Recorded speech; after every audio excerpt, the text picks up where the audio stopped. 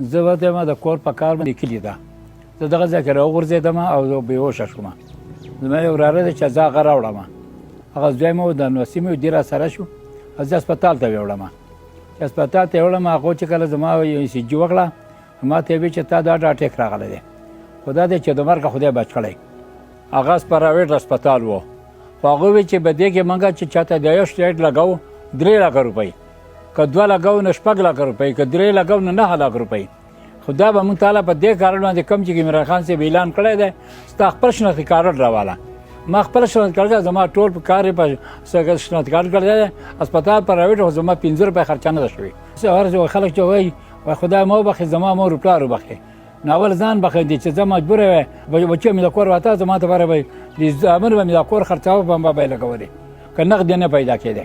بیا کله زما عمر دی په دې کې مونږ ته داسې دغه نه راغلی لکه ته کوم چې د حکومت چې کوم کار کړی دی او دا د امیر غریب دپاره د ټول دپاره راغلی.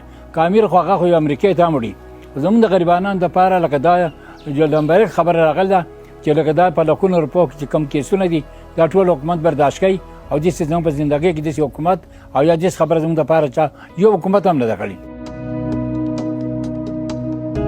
सेहत card plus के तहत सूबे की 100% आबादी के लिए मुफ्त दाखिले और इलाज की सहूलत।